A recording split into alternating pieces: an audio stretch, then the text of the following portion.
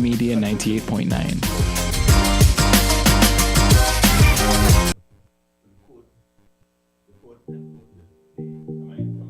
Yeah.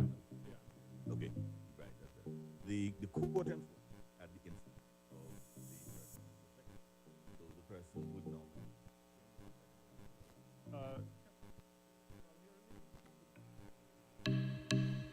Good morning.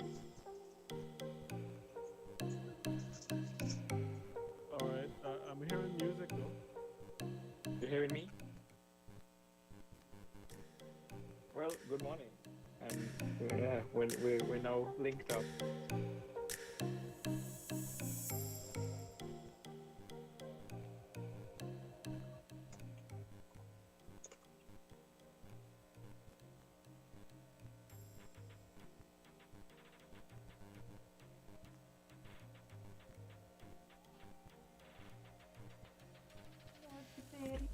Oh, well, good morning, and welcome to another episode of Island Tea with your faves, Kevon and Azem, featuring Jade.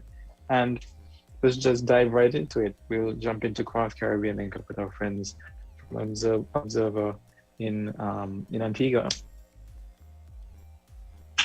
Breach of an injunction. So it's a very serious matter. Okay, understood. All right, Jade, you hearing us? Morning. Yep, we're good to go. Good morning. I think we're all connected now. Just to let you both know, by the way, we are connected, Mr. Lovell, with Jade Johnson and Kevon Hanley of WINN FM, the host of Island Tea in St Kitts, Sugar City, as we call it. And lady and gent, Mr. Harold Lovell, political leader of the United Progressive Party, is in studio, and he's agreed to be our guest for this morning's edition of Regional Link Up. Let me just hail Jade and Kevon. Hi, how are you doing? Good morning. Actually, Darren Azem is back as well. What's that? Sorry? Azem is back as well. Oh, Azem is back as well. Yes. Okay. Morning, Azem. How are you? I'm on the men, but I'm happy to be here. Trust me. On the men, what happened? Don't tell me I had the big... Well, then again, the big... No, remember I'm in St Kitts, so we don't get those things here. But what I did get was some bad fish. So I was down for a few days, just recovering. Where you ate barracuda? Not even. It seems as I ate a type of cavalli. So yeah. Friend, some fish. Anyway, I can't really talk because I do eat a barracuda every now and again. You see there? From certain sources, though.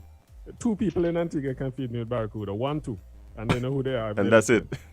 And that's it. I don't play. Because I know they know where they get the fish from or whatever. Or their sources from. So I'm careful. And so far, I've lived to tell the tale.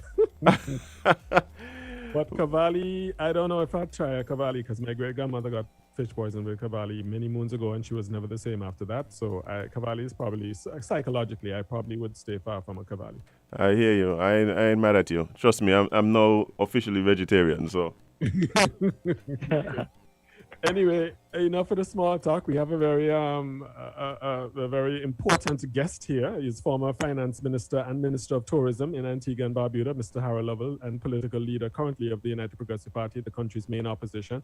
And I know for a fact that Jade and Azem and Kevon have questions for him.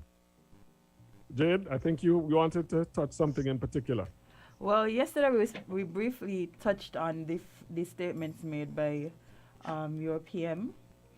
I just really wanted to get from you guys some thoughts because I know if our PM says anything like that. But what comment in particular? Because the Prime Minister... Well, just how he painted I think it was the opposition and spoke about their financial situation. For me, it came across as if he's shaming them for not being in the best position, which I'm sure there are other people in the country who are in the same position. So I don't know if those comments are comments that should have been, said out loud. Right. Mr. Lovell, yes, you know what they're talking about. I don't know why Jade is being so nice and pussyfooting around. Anyway. I'm just saying, Okay, if I can Yeah. answer. First of all, let me apologize on behalf of the people of Antigua and Barbuda. That type of thinking is not reflective of how Antiguans and Barbudans think. The statement was crass. The statement demonstrated a lack of appreciation for where the country is. And basically, he was gloating that he's doing well. He has a huge amount of wealth. His wife is doing well. She has a huge amount of wealth. That his ministers are all doing well in the context where the country is going through a very, very difficult period.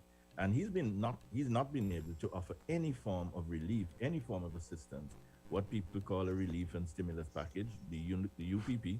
We have put forward our proposals in terms of what we think needs to be done in order to alleviate the suffering of the people of Antigua and Barbuda.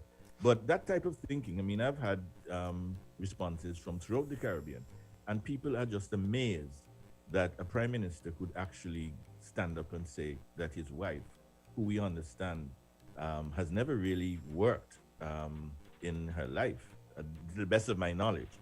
I'm not aware that she's ever held down a job, and yet she's being positioned and being described as somebody who has significant assets. Well, I think most people want to know, I mean, how were these assets acquired? And we have our own issues, and we will continue to deal with those. But I just want to say to you in St. Kitts that no, that's not the way we in Antigua and Barbuda think. That is the thinking of somebody who, in our view, is preoccupied with personal enrichment rather than being preoccupied with service to the country. Jade, you follow up, or Kevon or Azem? Well, I think that there's something to be said, not only for the comments themselves, but the timing, in a time where, just like the rest of the Caribbean and perhaps the rest of the world, there are many people who are in this time dealing with, some financial constraints and changes in their finances and trying to figure out exactly how to move forward. The timing seems a bit strange, but one of the things that I have learned here living in the Caribbean is that when it comes to politics and politicians, there's people who, no matter what they say, would find a way to justify and support it. And I'm pretty sure that is still the case even in Antigua. Is that so? Well, yes, you will find people who, if you criticize the comments, they say you're bad-minded, they say that you're envious, and so on. Your grudge, your jeps. Exactly. But, I mean, I'm so happy that you have no axe to grind one way or another. I mean, you are watching from the neighboring island of St. Kitts, and I can tell you that your views are very much in sync with views I have had from Trinidad, from Barbados, from Jamaica, and from Dominica, that people are just outraged that a prime minister could really look at his people and speak in those terms.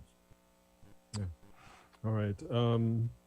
Follow up on that, or any other matter political in from your vantage point, Jade, or Azem, or Kevon? No. If not, I have a question for Mr. Lover. Something that is bothering me personally. I would love to hear. We don't want you bothered for very long. I can't go to the beach this weekend. I can't even go on Saturday or Sunday. Mr. Lovell, do you agree with the cabinet decision to just restrict all access to the beaches in this country for the next, 4 days, is it? Tomorrow, Good Friday, Saturday, and Sunday, and Monday.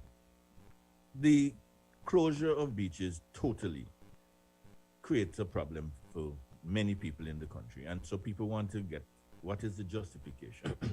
I understand that the whole idea behind it is to try to limit social interaction.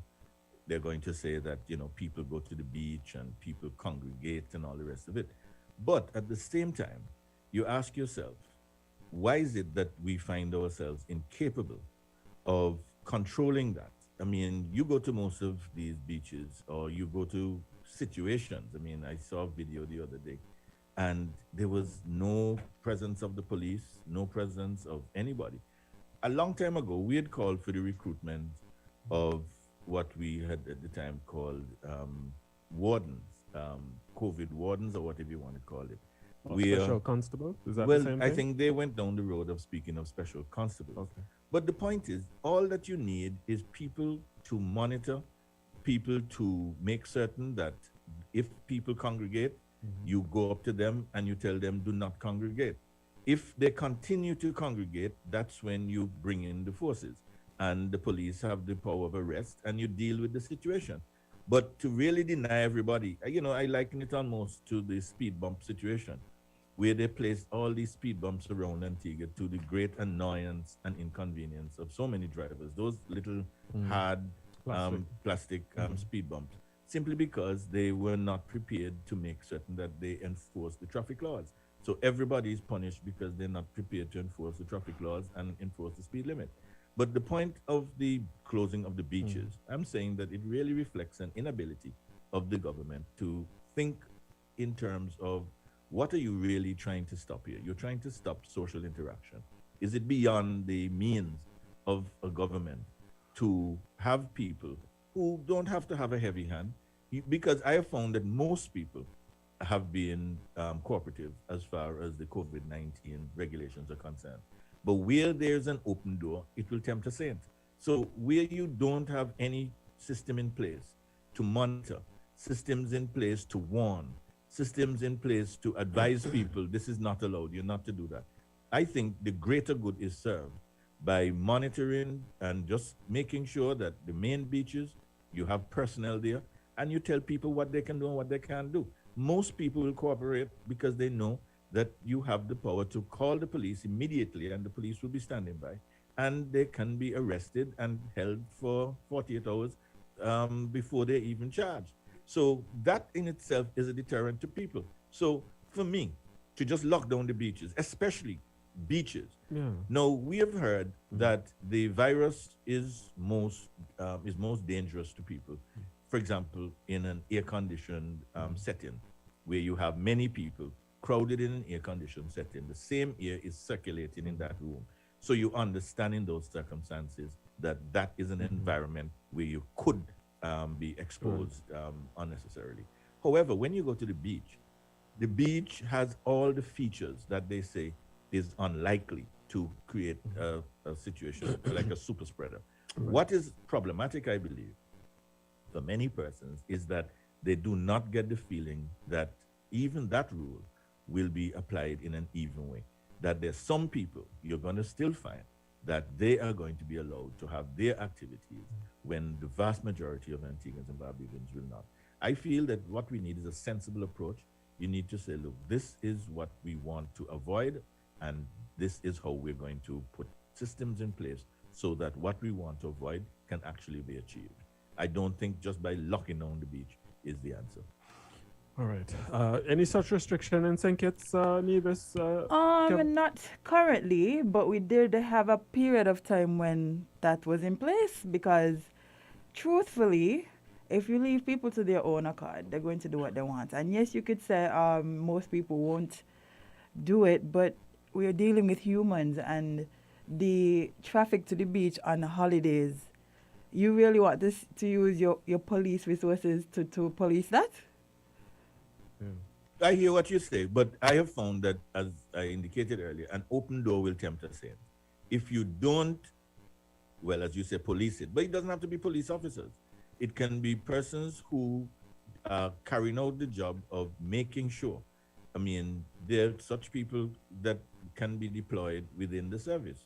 So and we, so you believe that people would see these people and think, okay, well, the beach monitor is here, so let me do what I need to do. Not all will. And those who don't, guess what will happen to them? You would still have to use your police resources because Exactly. But then lock up two people and see what happens. And for also, like you said, you said the major beaches. I feel like this would cause a situation where, since people know that the major beaches are being policed, they would go to the other ones, the ones that they feel like. But let me ask a question. Is there any restrictions on mass gatherings in general in Antigua right now? Yeah. Whether indoor or outdoor. Yes, there's a restriction on gatherings more than 5, social gatherings. Oh, okay. So yeah, then the yeah. beach wouldn't be a. Well, I guess the thinking is, crowds are seen as super spreaders, so. So again, the beach Yeah. wouldn't be like Yeah. a place for a Mhm. crowd. 'Cause Yeah. I know in St Kitts, especially on the holidays, the beaches are packed with people because Crowded. the families, the churches, all sorts of people There's a going to the picnic there. beach, yeah, to have picnics and these things. This is literally what happens on the holidays in St Kitts. So those issues, those events should be restricted. I agree with that. Those events should be restricted because what you do not want is a super spreader. The question is, do we have the capacity to police that, to enforce that, without using the blunt instrument of saying nobody at all? So a man and his wife, they cannot go to the beach, but they live together. A man and his family, or man and woman and their family, or however it's configured, they cannot go to the beach, but they're living in the same house. Maybe it's 6, 7 of them in a house. They cannot go to the beach. An individual who just wants to take a dip, he cannot or she cannot go to the beach. I'm saying that it is not proportionate. It is a disproportionate restriction because the government would have a responsibility, in my view, to put in place the measures that would prevent the gathering on the beach. And anybody who is told that you cannot gather on the beach in crowds, and anybody who acts in breach of that, I expect that the law would be applied evenly so that those persons will be brought to book. Okay. That's just how I think it can work. I understand. Okay, but so as you said, right? If like 2 people go to the beach together because they live in the same household, like a man and his wife or a boyfriend and girlfriend, how many boyfriends and girlfriends do you think it would take to before it reaches to a crowd? Well, you're talking about gathering. Yeah, but I don't think. Suppose they're not intentionally gathering. Suppose it's just a fact that because so Yeah. many people are going to the beach with the intention not to gather, but to just go to the beach. Because there's so many people at the beach, it could turn into a crowd. Whether or not they Yeah, they're it's going to together- automatically turn into a. I don't know. I just feel like prevention is better than cure. So Well, I hear you. Yeah, for me, I see it as, a situation like Jade is explaining. Okay, 5 households, 5 separate households, 5 persons each decide to go to the beach on the same day at the same location. You bump into your neighbor unintentionally. You did not go with your neighbor, but you sort of accidentally become a group by default. And, even if you don't mingle, I feel like the pockets of people will be too much to manage. And I think it can just become a very bad situation. But I don't know if that's any different to us going to the supermarket, us being in the mall, us going to the bank, us going well, to... do you have a restriction on the amount of people that can be in the bank at the same time? We have the same restriction that I mentioned, and so the same restriction would apply. Okay, And so only a certain amount of people could go to the beach at the same time? my view is if you enforce it and you enforce it sensibly, then people will cooperate.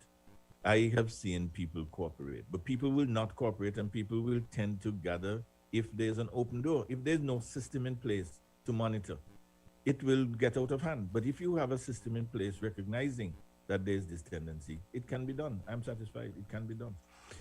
One of the issues, though, at the heart of this, or at least in the mix of all of this, is an issue that Bloomberg focused on yesterday. I believe it was a piece on locals feeling a sense of displacement, if you will, or feeling aggrieved at the fact that, all right, we're not going to be able to go to the beach. So what of the tourists who are here, who are on some of the very same beaches, and they're going to be able to have access to the beach, or are they going to have access to the beach? And this has been at the heart of this COVID management situation here. I don't know, Mr. Lovell, if you have had any particular concerns or any particular observations. I'm not sure if you're familiar with the Bloomberg article. It was in circulation yesterday. But that was at the heart of the piece, that locals feel hard done by, that certain restrictions that they're being forced to comply with are not equally applied to those who we welcome here as visitors. And this is why I think that you just need a sensible approach. Because, as you say, there are people who depend for their living on bringing guests here. And the issue should not be a public order issue, but a public health issue.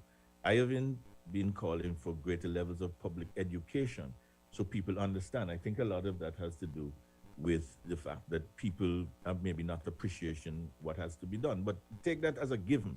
At the same time, what presence do we have of any form of enforcement body or agency on the beaches? And I have found that all you need to do is tell somebody, don't do it. I have not found people resistant to advice. Do not do that. If you do it, we're going to lock you up. I'm yet to see or hear any instance where, having been clearly advised, you still find people are going counter. What people will do, if you don't have anything in place, it's natural. People are going to congregate. And I'm saying, therefore, that it is the government that would have a duty to enforce the law and to do so in a manner that is fair, that is reasonable, that doesn't bring down the big stick, but rather treats this as a public health issue rather than a public order issue. Okay. All right. Any follow-up on this before we move on? I do want to ask you about a picture that I saw, Jade and crew of an accident in St Kitts, but we'll talk about that a little later. But any follow-up question to Mr. Lovell before we move on to that? Not for me. Oh, okay. All right, gentlemen. No, I think we understand his position quite well. Yeah. All right. So what about this incident in St. Kitts yesterday? I'm seeing a video of what looks like a Suzuki Vitara over a cliff, over some rocks. Are you guys aware of that? Yeah, we actually, we are aware of it. There was an accident yesterday where a vehicle veered off the road. The area is a road that is now, it's still under construction. It's not necessarily complete yet. It's open for travel, but it seems as though, for whatever reason, I don't know if speed was involved or what happened, but the vehicle veered off the road and ended up in some rocks that are used as a breakwater, because it's right along the coast, as you could tell. It seemed as though there was also a child who was trapped in the vehicle, but they were able to remove the child from the vehicle with the help of some civilians as well. So it was unfortunate, but it seems as, you know what I think it is? I think the road is just so nice and wide and long and I've experienced this. I've experienced the speed along that road now is probably going to be a concern. Yeah. Understood. Yeah. All right. Let me ask you. We was discussing with Mr. Lovell this morning, and I want him to weigh in on this, be engaged with you guys on this, and that is the relationship between St Kitts and Nevis, and against the backdrop of the relationship between Antigua and Barbuda. That was a part of our discussion this morning with Mr. Lovell. The acrimonious, if you will. Is that a fair characterization, Mr. Lovell? Acrimonious relationship between the BPM, which is the legacy party, the main party there in Barbuda, which swept the most recent council elections, and the Antigua-Barbuda Labour Party, which of course governs the country, and comparing it to the relationship between Nevis and St. Kitts. How would you guys characterize characterize the relationship between St. Kitts and Nevis at this time and historically? I don't know who wants to take that. But I think go ahead, Kevon. No? I'll take this one. But I think that historically, there's been an evolution. I do believe that as time has gone on and generations come and go, we've seen a move from a bit of animosity, or maybe a feeling that we were separate, or St. Kitts would have enjoyed the bulk share of resources and stuff like that. I remember being younger and taking part in, actually it was a cricket game that was taking place in Nevis, and it was like a regional competition, and St. Kitts was playing Antigua, and the Nevisians would cheer for Antigua. so there has been some level of a little rift, but I do believe that in recent years, we've really seen an increase in love and grace between the islands. I think younger generations in particular enjoy very high levels of what the Premier calls social intercourse. We see people going back and forth between the islands. Social intercourse. Yeah, very interesting choice of words. yeah, very frequently. Yeah. And I think things like that has really kind of changed the perspective, along with the political landscape. You know, we have the unity construct where we have several parties coming together to form the unity government. So I think these are some of the things that have contributed to, you know, this evolution where I think where we're at now is way better between the islands. Plus the food in Nevis is has kitchens going back and Delicious. forth. The So- food, yeah, food. Yeah, I think it. But Azem is correct. I feel like we're in a much better relationship with our sister island. It used to feel separate, but now it feels more like a family. Like, you know, your cousin, but you just don't live in the same household, rather than like this distant cousin that lives in foreign that you don't see. And I think that's reflected also in the fact that we have seen a drop in the calls for secession, which would have been, you know, very much a conversation in years past. If I can ask our guest, I'm the guest, no? Yeah, no, you go right ahead. You go right ahead. You go right ahead. What role does leadership play, in your view, in helping to bridge the gap between the two islands? You said it's now better. Do you think it's just the people have evolved to a better relationship, or do you think leadership has played a role? I think leadership has played a role. So the thing is, in the Caribbean, for certain, politics involved in everything. Like we cannot downplay the impact the political landscape plays in all the other areas of life. So definitely, where you have, and that's why I mentioned the unity construct. We've also had in years past coalition governments where you've had parties from St Kitts and linking with parties from Nevis to form a government. So the rhetoric that is spewed by the leaders, I think, goes a long way in helping to shape the relationship between the two countries. It's just that we have seen for the last, I would say maybe 10 years in particular, a lot more of that. No, you still do have conversations in about things like divvying up of resources, taxes. And one for me is if we would ever live to see the Premier of Nevis being the Prime Minister of the country too. So. Yeah, so all of these are things that that kind of play into that conversation. So there is still that, hey, we don't want to be treated a certain way. We are not the stepchild, etc., etc. And you do have leaders from Nevis, from both parties, being vocal about that type of sentiment. But for the most part, there is a tone where it's trying to foster healthy relationships between the country. And I think, yes, the leadership of the political leadership does go a long way in helping to shape that. All right. Any thoughts on that, Mr. Lover? No, I am happy to hear the thought on that. Mm-hmm. Okay. All right. But when it comes to development, though, Mr. Lover, have you ever done a comparison between St Kitts and Nevis, Trinidad, Tobago, and Antigua Barbuda to see what is it that, because if you go to Tobago, I mean, one could argue they are fairly well developed and well taken care of. You go to Nevis, not as well populated, obviously, but, you know, the roads are pretty good. As it was just observed, the hotel plan, the food, you know, it seems to be a fairly well developed society. And the relationship appears to be more harmonious. So can that exist between Antigua and Barbuda, who also has great food, by the way? I might just slip that one in there for good measure. No, I definitely think the relationship can be improved. I think leadership matters in a matter like this. And we to coin a phrase. That was just 1 second, folks, friends in St Kitts. That was a campaign.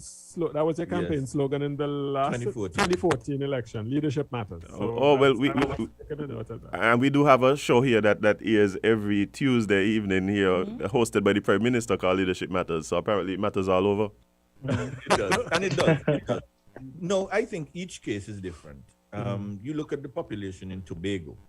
You look at the population even in Nevis. Am I correct? Nevis has about 11,000 people.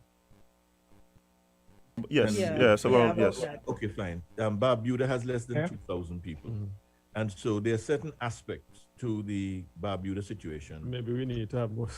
Well, whatever it is, social intercourse.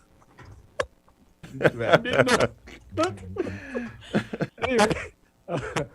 So I think Barbuda has to be taken on its own facts, and the facts of Barbuda in many cases are unique.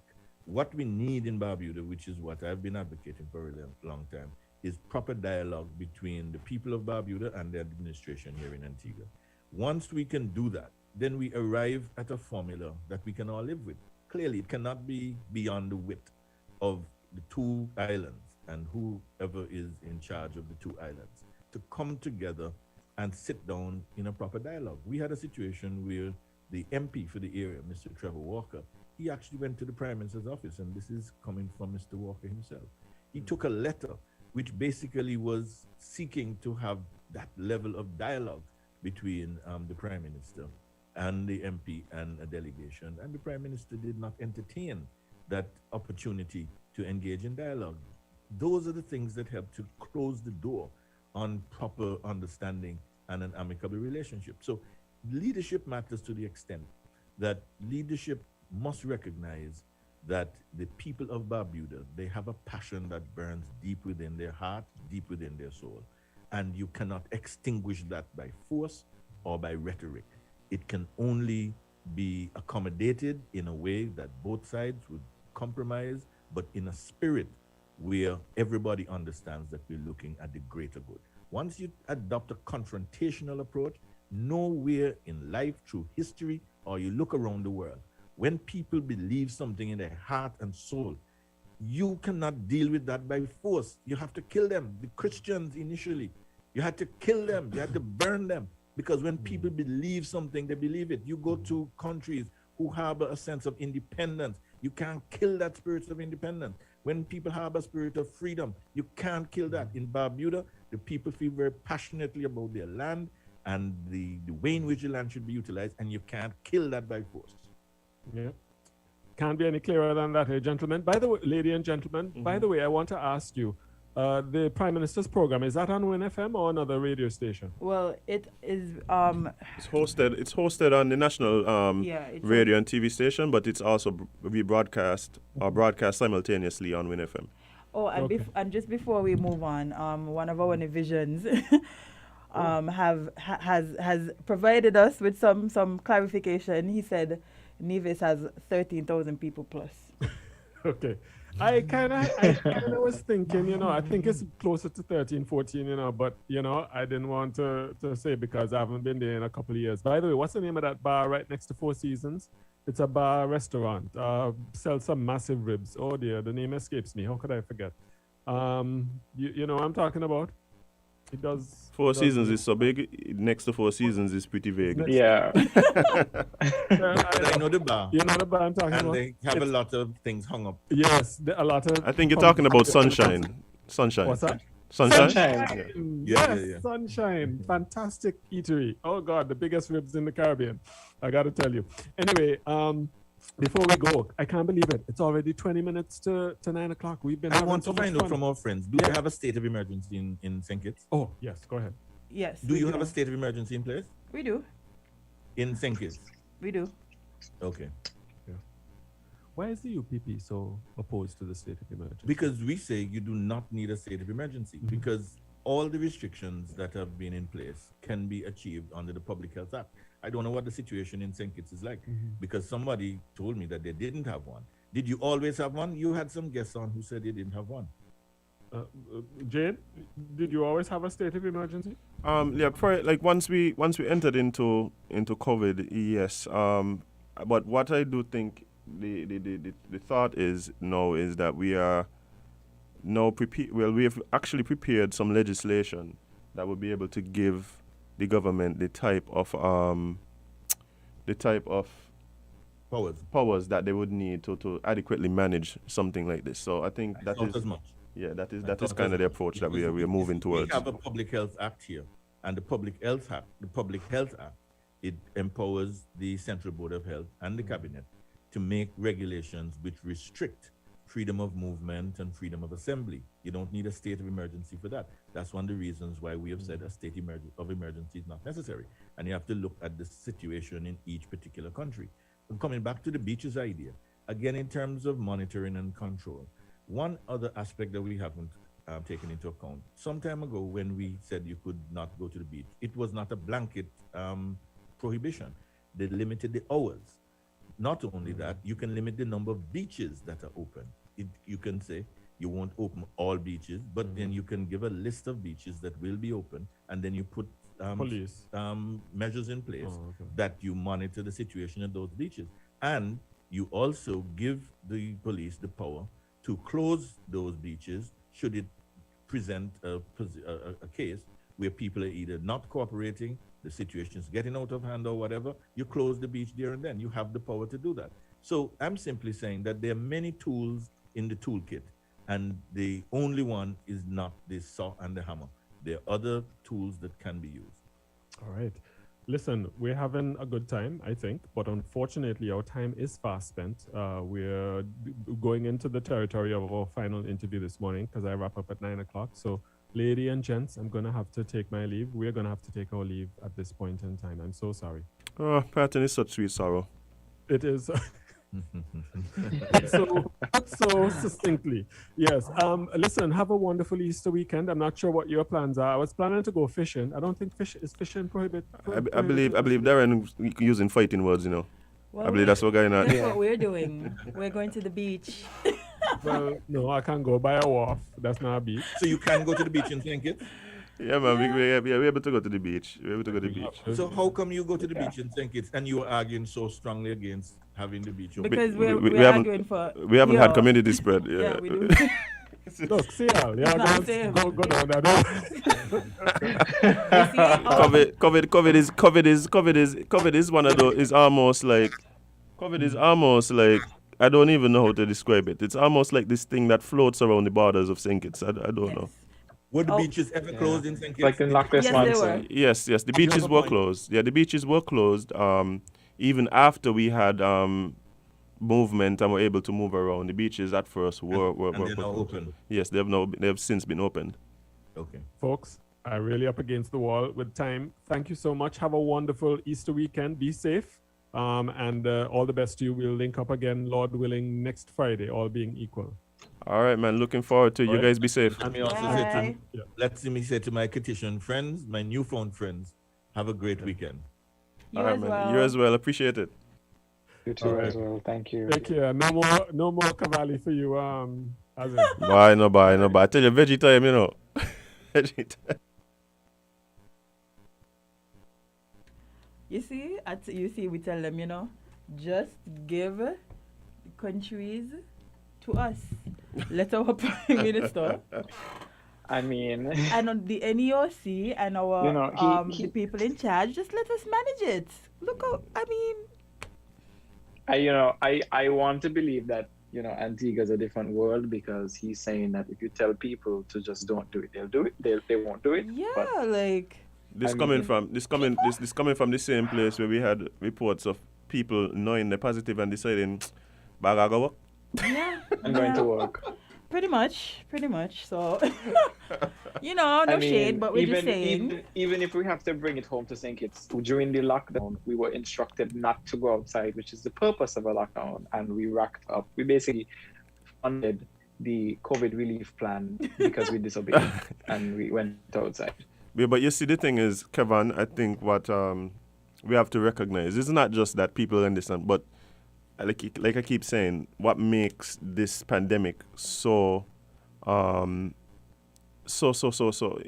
crazy in terms of the effects is the fact that the actions of even one person could gravely affect not only their family, their neighborhood, the entire country, and even the entire world, because we see how COVID has just spread from China to the rest of the world within a matter of some weeks. So, I mean, you have to recognize the threat that is posed by COVID. It's rough. Yeah. Easily. But, you know, Kevon, now that we've linked up, it's time to do some quick little stories because, you know, every day it seems like lots of things keep happening, which is good for us, but, you know, bad for other people sometimes. Like United. Yeah.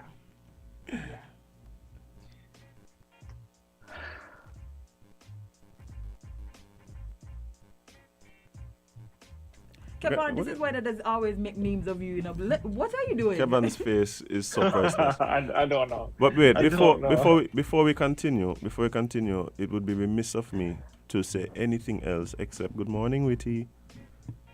I have been looking at the messages. I have missed you as well. Big up Axman one time. Aww. I know. It's like a reunion. Witty, like she almost take in when she see Azem. What? Yeah. I want somebody to love me like how Witty loves Azem. No, but you have to be amazing like we are. Oh, is that?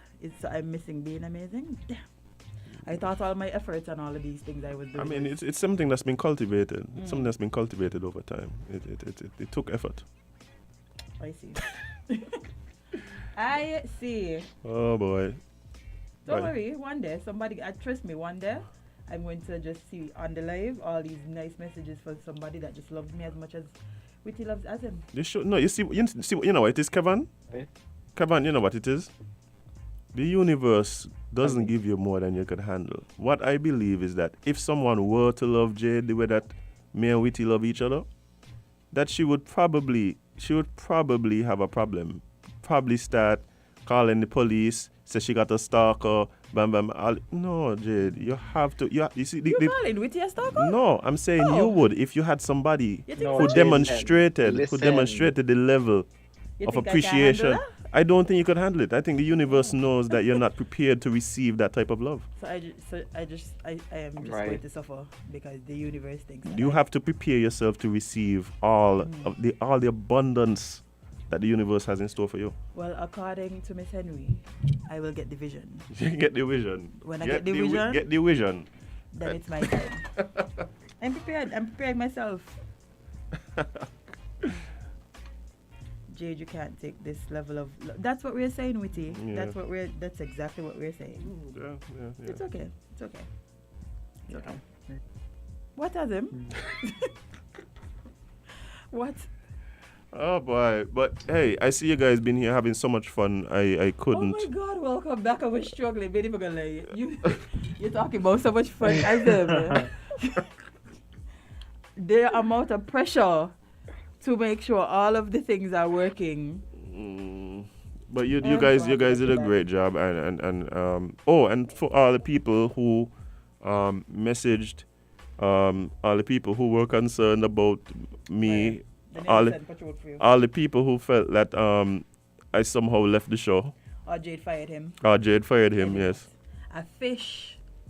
A simple fish took my friend out. But watch it wasn't even me, but like several people in my household get touched by it. Like it rough. I'm still literally on the mend right now.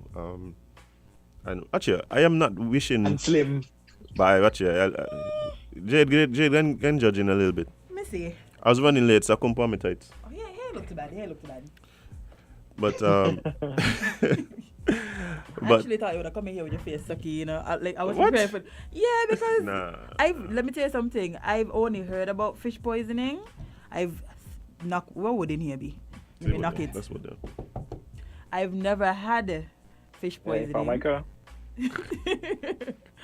But you know, like I can't wish that on my worst enemy because it seems like it's not a very happy time. No, and you see the thing about it too, like let me tell you how much this really affected me, because I have never I have never spent a night in a hospital. I've never gotten drips. I've not none of these things. This thing sent me up Jennifer. Yeah, I tell you, like it was. Welcome to Kittishanhood. You find Yeah, out so that I you're- feel like I've been inducted officially into the halls of Kittishandom.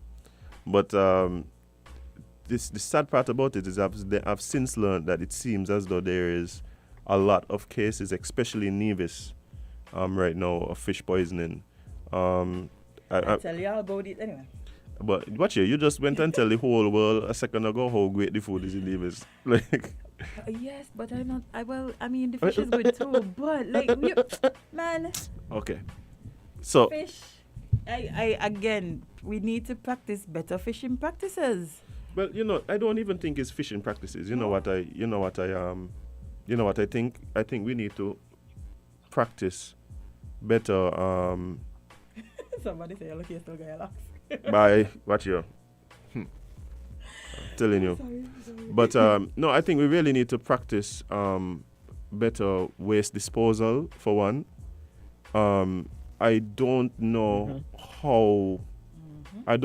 how much oversight is given to things like industrial waste and stuff like that. Like if there's so many people getting sick from eating the fish, it seems as though it's not necessarily the type of fish, but probably the diet of the fish. Yeah, So that's what Yeah. that's what I meant, because as Mhm. I mentioned earlier this week, I think it was, I watched a documentary on Netflix. conspiracy. Yes, you watched it too. Well, I mean, you had time, so you could have just. I think I watch everything on Netflix. For true. I mean, yeah, again, you had Not time. like you had a choice. Seaspiracy really opened my eyes to some things, because I know, like, a lot of the times we hear the push for plastic, like straws and plastic bags and all these things, but we don't really hear the other side, which, as they mentioned, the leaving of nets and all of these things in the seawater. So, we just gotta do better, Yeah. because if we want if we want the ocean to continue, which we need it, it's not like something like it could disappear and that's it. We need the marine life. So, guys, yeah. Yeah, and I have a really big concern about industrial waste, especially going into our seas. Like, I don't think we have any real sewage treatment plants here. I know we do have some. We do have one in Frigate Bay, but I don't even know what the legislation is as it relates to the disposal of that type of waste. But we know most of the residential waste ends up in the sea. You run out your pipe, go into the drain, and the drain find its way right down to the sea. You could just walk down the Bedford and see it. Yeah, so I think we're gonna have to start asking ourselves, what impact are we having on the food that we consume, and the seas around us and things like that. So we really need to work on that, guys. And again, far too often we've been hearing cases about something fish something going on. Yeah, because Something going on. Remember, Something going on. remember a couple of months ago when the whole fisheries had to shut down. Yeah, because yep. So yeah, we need to do something. Yeah. This making me afraid to eat fish because I'm sorry. One thing I don't do is play with my stomach. It's very sensitive, and anything triggers it. So, oh boy, I love sensitive. Yes, just love like your heart. Oh, But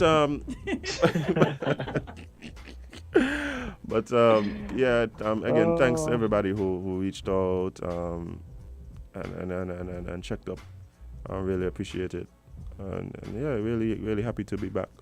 I can tell a lie, I am very thankful for this long weekend that I could use a couple extra days to just kind of get myself organized, because I have a uncle who got fish poison, and it took him like a good 3 months to feel like himself again. oh, so you mean in this batch of fish poisoning? But I mean, I know you did say that.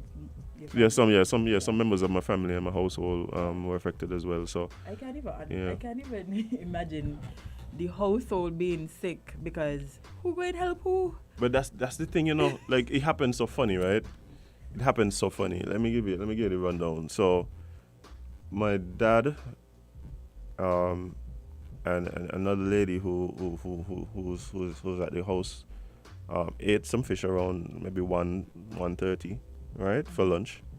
My mom decided she was gonna have another piece of fish. And my granddad, who had the same fish, but on that they just decided, he didn't really feel like eating it, which I think is probably an act of God, because if he had eaten it, like, who knows, Yeah. But so there's really 4 of us then who sampled the fish. My brother had a small piece, so he really didn't have any real symptoms, just a taste. But I ate at I ate around 6:30 in the evening, where everybody ate at 1:30. I ate at 6:30. So what ended up happening was, after I would have helped my dad, kind of get through whatever. Got him home at like 3:30 in the morning, and then by like 5 o'clock the morning, I was back at JNF, like, just like, Wow. I don't know what y'all want to do, but do something. Please, fast. Yeah, Give them drips. Bring them drips, please, because. Hey, watch here, and big up to JNF.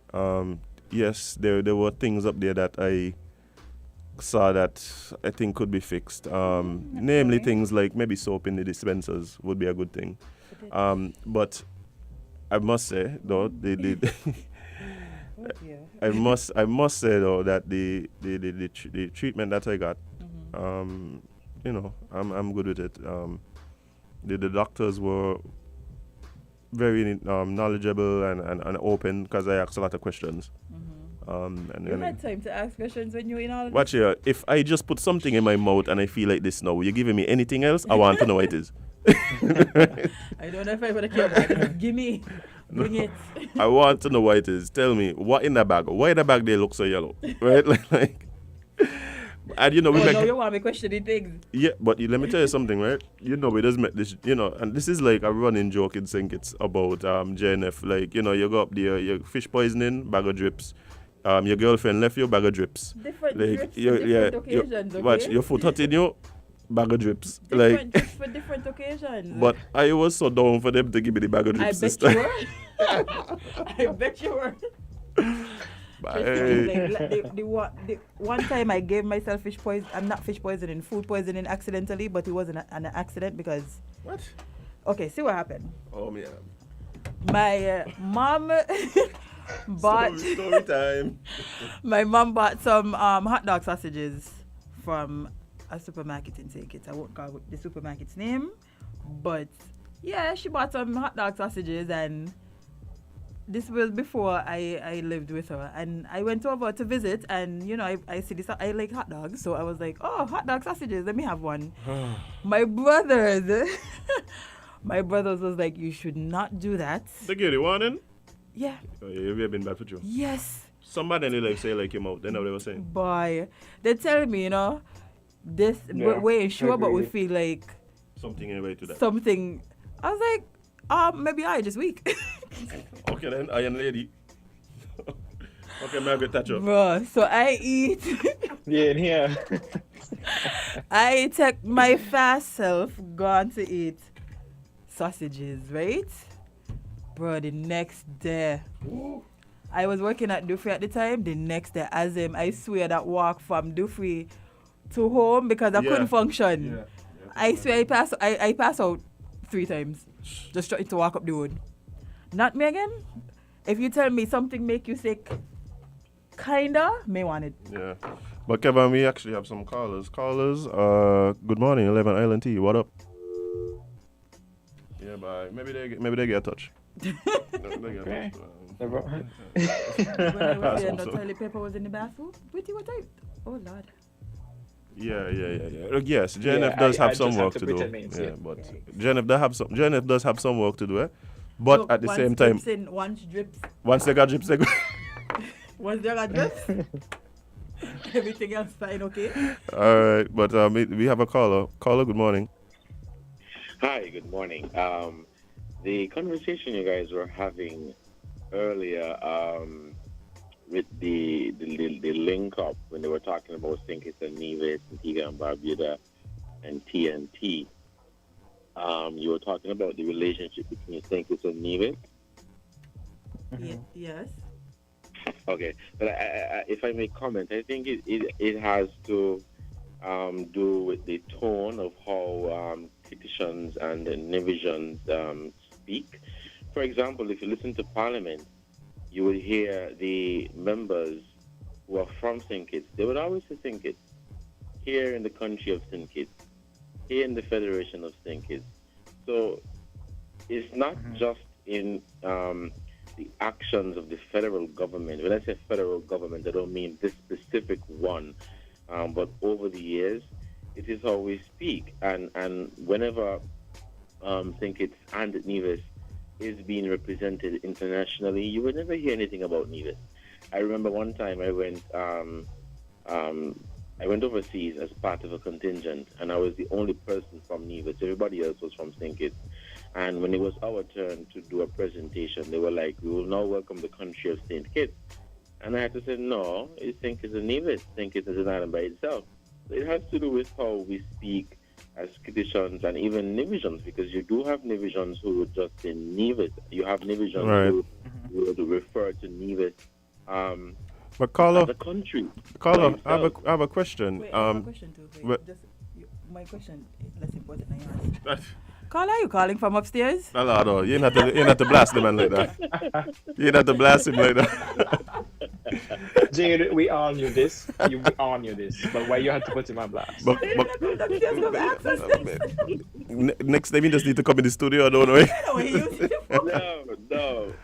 But Carlo, yeah, the question I had for you is, how do you feel about the times in which there would be some type of competition, whether it is, for instance, a sporting event, track, football, cricket, or even some type of academic competition, like a debate competition, where St. Kitts and Nevis competes as separate entities, whereas some of the other countries, other Twin Island countries, namely Antigua and Barbuda, compete as one. Do you think things like that should happen, or do we need to put an end to that? What I would say, Azem, is that in the past, there were instances where contingents would leave the federation, and it would only be made up of St. Kitts, or of Kittitians. And so whenever they got on the international stage, you would only hear St. Kitts. You would never hear anything about Nevis. And so the approach was to, one, either include Nevisians in the contingent, which I think would have made much sense. However, people on Nevis felt that, well, we want to participate too. For example, when I participated in the Caribbean Tourism Youth Congress, I had to compete against St. Kitts and we're a federation. I had to compete against St. Kitts. There are a number of competitions, whether it is sporting events or youth debating events like LIDC. St. Kitts and Nevis always competes against each other. But I believe that is because on St. Kitts, they underestimate the talent that Nevis has. And so whenever the opportunity comes for there to be international representation, you never hear anything about St. Kitts. But with that, where you have people, where you have this thing now where St. Kitts and Nevis is going to participate against each other, it is creating a lot of animosity, I should say, where you, instead of going out there trying to, have each other backs, you're going out there, you're fighting against each other. I must beat St. Kitts, I must beat Nevis. And so it has its advantages in terms of letting the Kittitians know and letting the world know that Nevis has talent.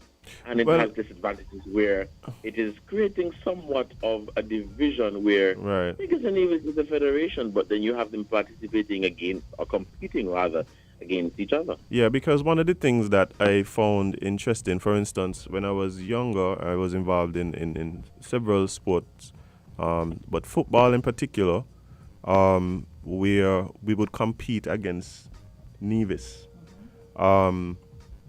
I do understand that logistically it may have been difficult to put together a team that for instance, like facilitating things like practice and stuff like that, I could understand, especially at the youth level. So yes, it does foster this sense of competition. But the truth is, I do believe that there can be healthy competition. I do also believe that what tends to happen is a showcase of more talent in that case. So for instance, where you have a football team that may consist of 18 players, right?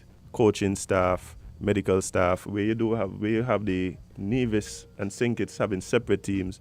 You do have people from the federation now, more close to 50 people going from the federation. So I do think it's the tone in which it's, let's say, the way the competition is fostered, that is also important. Because, like I tell you, I have literally sat in the stands at right there in Charlestown and heard a man sitting next to me saying, "Kill the St Kitts man," at a cricket game. Like, I've heard it. Nobody tell me, "Kill the St Kitts man." No. Though, bear in mind that St Kitts is now competing against, at the time it would have been Antigua. So there is that sense of animosity. But do you believe that we are seeing a move in the right direction, though? What I would say is that it has not dwindled completely. It is very much still there, but there have been some improvements. There have been some improvements. Kittitians are now embracing Nevisians. Nevisians are now embracing Kittitians. But when I listen to our parliamentarians and I listen to our public officials, it is very much still there. It is very much still there. Yeah. Even on the different radio shows, whenever I host my radio programs, I always try to say St Kitts and Nevis. But everybody just saying St Kitts, and everybody forgetting Nevis. Yeah, you know, I'm a Nevisan, so I'm gonna be a bit biased. Yeah, definitely. And you see, part of it too is that for a lot of people, and I think we underestimate this, for a lot of people, well, let me say a lot of Kittitians, Nevis feels like a distant land, just like Antigua. Like they've never gone to Nevis, or if they have, it's this kind of thing where you. But Jade, let's think about it. Like, where you have family in Nevis? Not really, like not close family, right? No. But at what age do you think you started going to Nevis regularly? And at adulthood, right? Yeah, because I could afford it. Right, but that's what I'm saying. So it's not like it's something that you would have taken upon yourself upon getting to adulthood. So for a lot of people, they don't go to Nevis, Kittitians, they don't go to Nevis regularly. So it's almost like this distant thing. Like both either, so. Yeah. But caller, next time just come downstairs. Yeah, I don't know. I think he had credit to burn. I think, like, you know, when the credit don't roll over. I have three cards. I'm trying to use it. Yeah, so okay, guys. Okay, well, next time I'll come back. Yes. All right, man. Thanks a lot for your call. Yeah. But guys, before we continue, we have to thank our sponsors briefly. It's break time, so we will take a very brief break. And we will be right back with more Island Tea. Stay tuned.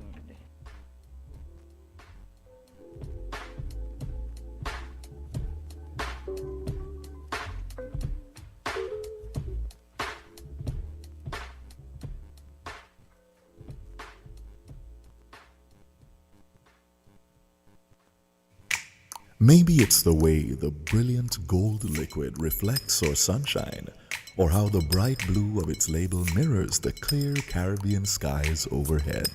Maybe it's the fresh, crisp taste of this beastly cold beer on a scorching hot day.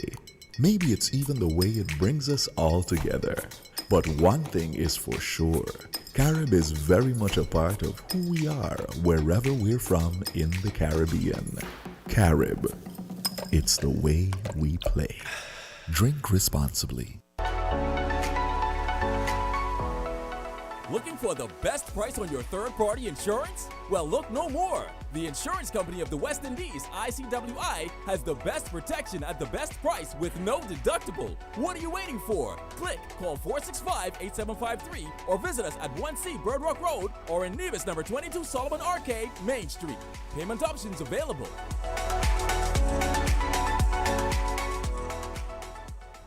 To avoid getting the coronavirus, remember to wash your hands thoroughly and frequently before and after preparing food, after using the toilet or changing a diaper for a baby, sick person, or the elderly, after blowing your nose, and after leaving large gatherings or moving away from persons who appear ill. Encourage others to wash their hands and also use an alcohol-based hand sanitizer of 60 to 70% solution. Stay away from events having large gatherings of people. You can expose yourself to more possible infections in large groups. Also, avoid sharing cutlery, cups, glassware, etc. with others. Viruses can linger on these items and may be transferred this way. Avoid shaking and holding hands, and hugging or keeping an infected person in close proximity. This is a message from the Ministry of Health and the National Emergency Management Agency, NEMA.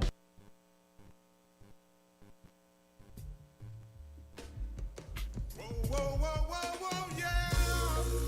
Oh, this is not a song, yeah. Oh, live your life. Life too short. We are stressed the small things when we know God bless me with everything. Life too short. You worry about bad mind when the world is suffer from war and crime. Life too short. Take it from that the sun just have to give your praises with the rising sun. Life too short. So make we live, we wanna live. Just make sure say we live it with your love, yeah. Hey, yeah. When we face the trials and tribulations in life. Welcome back to Island Tea, and it is still Thursday. Oh, we didn't even get to announce the date because we had to jump right into Cross Caribbean Link Yeah, we Up. went straight So into it. it is right. It is Thursday, foreplay. April 1st, and the time is now 9 a.m. Oh boy, happy April, everybody! April Fools. Bro, how we even much do done April already? Fool anymore? I think life is a joke. So, yeah, I think life is a joke, so we just collectively stop doing April Fools.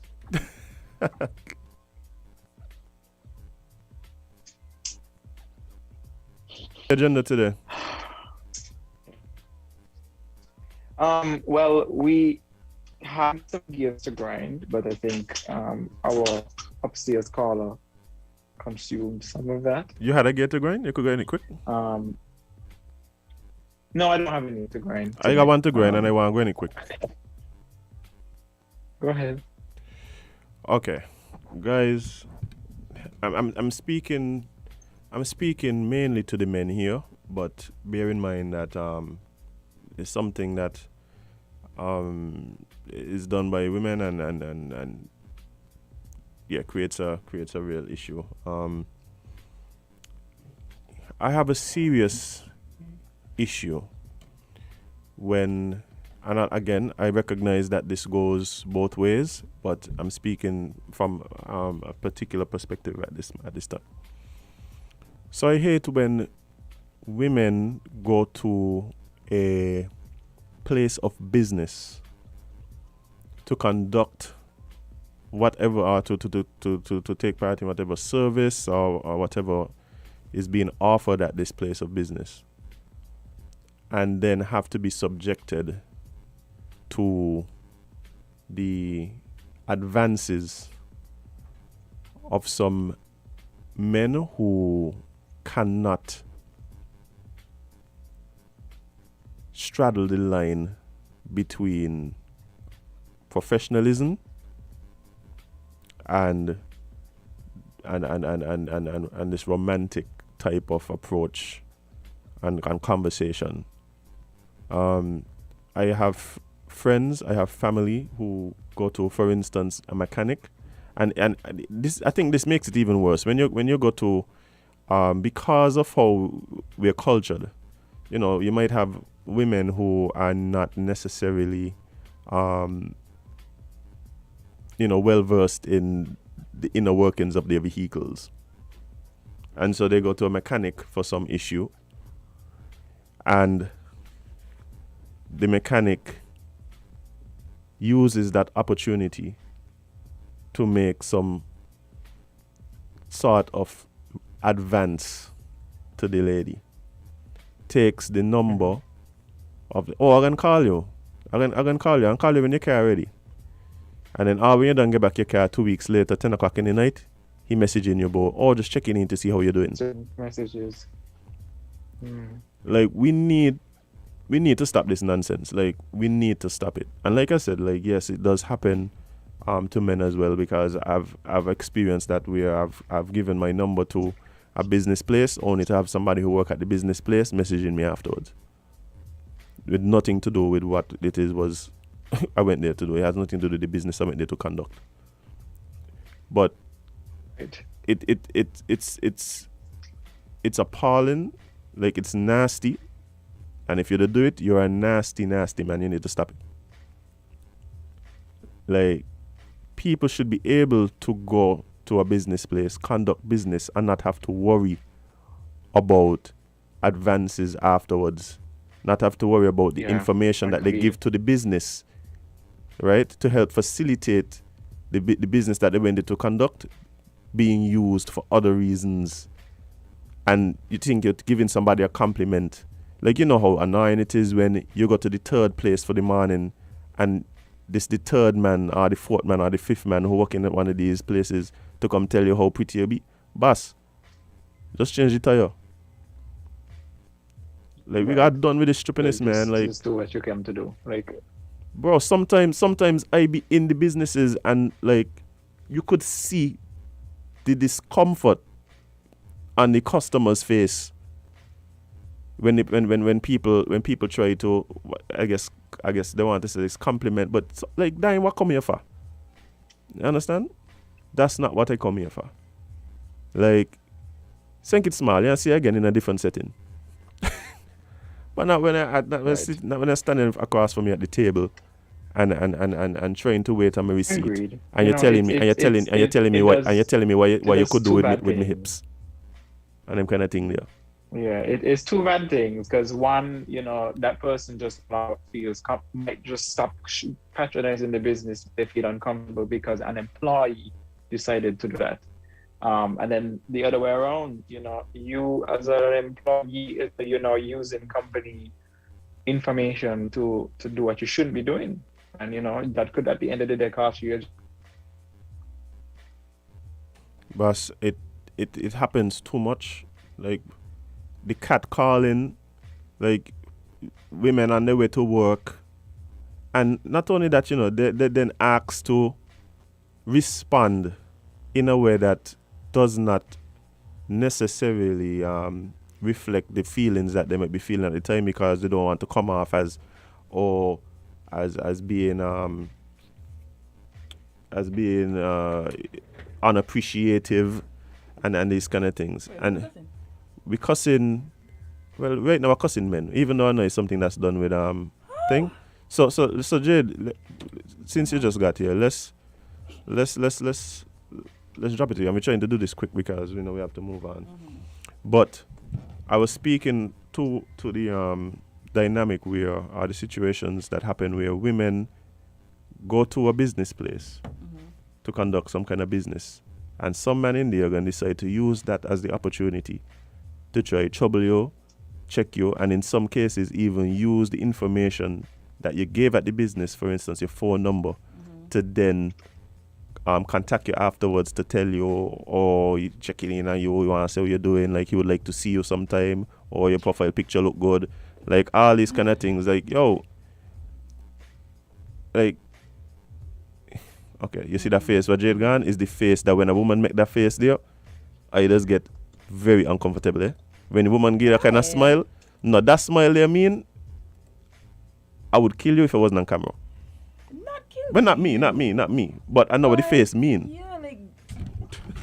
Oh dear.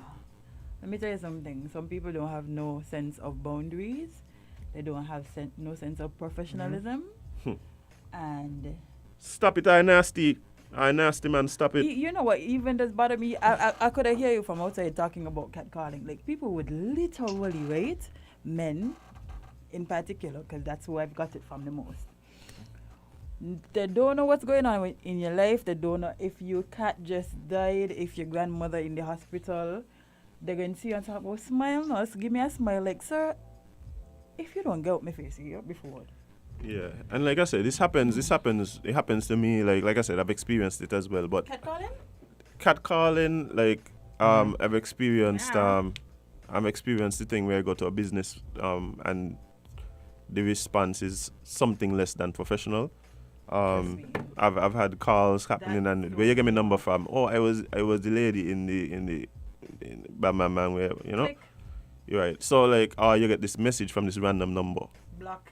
Yeah, like, so that's happened, right? But the reason because I see it so often with women. Like, I'm like, I might be in the same business place. No sense of boundaries. I might be in the business place and I hear it happening, and I'm looking at the lady's face. It's obvious that she's not soliciting it. She doesn't appreciate it, and it just keeps happening. And it happens so much that, we really got done with this nonsense. And a lot of times, you know, women might not want to cause a scene. That might not be their personality, whatever, like, or they just don't even want to have to deal with it. And so sometimes the men feel as though, it's okay. Let me tell you something. Stop it. Not in this situation about in businesses, but I've been in situations where I had to save women, younger girls especially, from men who just don't have no sense of boundaries or respect, or like they just do. Like, I literally would have to slide somebody from a man that is making them physically uncomfortable. Like, you can see it, I can see it. Exactly. There's so many times that I had to intervene in and I mostly do it when it's younger girls, because sometimes. And you know what really frustrating when this.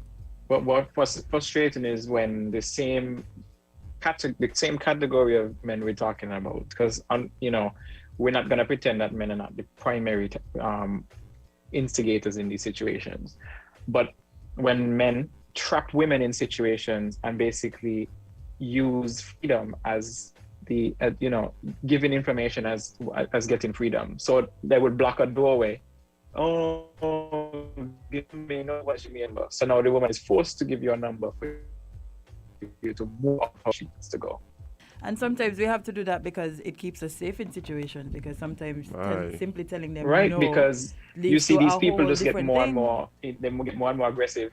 Every woman. First it goes, give me a number, and then they start getting more aggressive. And so it's just like, don't touch me. Like, I've literally had a man see me. This is somebody that knows that I don't affiliate with them, knows that I am disgusted by their mere presence. And because it's outside or we're in a social setting, they use the opportunity to try to touch me, or, you know, I literally shout at people. So don't do it. I will embarrass you. I don't care if we're in front of the Prime Minister. Do not touch me. Okay, you see that there, what you just said? That there's a whole other thing in Jade. Like, well, y'all like to touch people so the much. The touching thing, right? I've seen men just literally go and touch women on their bottom, like women they don't know. I've had that happen to me, and at that point, right? Like, whatever the woman chooses to do with you, whether it is turn around, take up the CSI bottle on the table and bang it in your head. Me ain't got a problem here. Like, you deserved it. Like, watch here. Like one of the people on the lobby saying that is harassment. It's harassment. Like, man, no, I'm not rough. I'm rough. Jade, rough. Come on. You just literally say you ain't care where you be and whatever. Yes, that's what he mean by rough. Accosted. That's what he mean by rough. Nobody's saying he said in general. Yeah, you are. Which means normal. Yeah, you are. I think so. Yeah. Oh, good. That means don't touch me. Good. Yeah, Chris got a haircut. Okay. Hello, right now, well. Yeah, Chris just coming here with a whole lot. Anyway. Okay. We're going to introduce y'all to our intern, Chris, one of these days. So y'all can see who we're talking about. Chris. Oh, my friend Chris, tell me. No, we're not gonna turn you on the camera today, but soon enough. I'm sure Chris just had a mini panic attack. Like, Oh yeah, he thought he was on camera. But yeah, like stop touching people. Stop touching. I don't know how many times I have to say this. Do not touch people without their consent. Please. Consent is important. Yeah. Like, watch here. You do not have the right to anybody else's body. At all. Your girlfriend, no matter your boyfriend, no matter what it is, you do not have that right. Like, I know some people feel like, oh, use my woman or use my man. I could do you what you want. Watch it, right? I have experienced this thing where women would just want to touch you, you know. Women just want to touch you. It's a weird thing, like, and it's like, and they watch it. If you say something, they're watching you like, you're weird. Like, I remember this one time, this woman would just literally come, and I caught her as she was about to, she actually was touching my thigh and was sliding her hand towards my inner thigh, right? And I move away and like push her she hand, and she asked me, what happened, you like man now? Oh, maybe I just don't. I like, miss, no, just say, why you touch me? Maybe I just say, why? What the hell? Right, so there needs to be a justifiable consent. reason as to why you don't want to be violated. Yo, I said, like, miss me, no, yo, who you be? And her response to that was, well, I like you, so that means, so because she likes me, she got the right to just touch me how she wants. No, that is not how it works, people. Oh, they know we work? No, Azem. You can't just like see me and feel like because you like see me, you could touch me. And you say, what? I have to play with people. Who would have thought? Play with people. Continue. Yeah, I'm going to find out what this touching thing going to do. Continue to touch people without the consent, and continue to feel like because you like see a man or a woman, you could touch them or grab talk to them. Anyhow. Don't even watch it. Well, you know, people know they can't talk to me anyhow. Yeah. Let me not continue because X-Men don't think of, but yeah, you can't just talk to me anyhow. Yeah. I'm sorry. How much time I hear you threaten to Tom Kevon in his chest? Exactly, and Amali, and you. Well, have I tried you No, you never really threatened me, No, but I try to respect your boundaries because I have to sit next to you on a That's daily true, basis. you know, that's true. I have to sit next to you. Only one time you nearly pushed me out the chair over. Oh yeah, that was yeah. But I wasn't trying to. You probably deserve that one. No, actually I did it. It was something we was talking about, and Azem gets so hyped that he nearly pushed me out the chair. I was very passionate. Passionate. But consent, people. The word. Witty, you're not Witty. Please, you're not right for it. Nobody over Azem. Relax. Witty, no, Witty. I purposely didn't mention the name because I don't want you to, you know. It was handled. Okay, love. Yeah. Well, let's go to a break here. I'm tired of this. I'm tired of this. Okay, then. Anyway. Sorry. Yeah. Sorry, I'm done. But we do have a very interesting guest coming right up. Really looking forward to this conversation, guys. So we'll be right back with more Island Tea after these messages.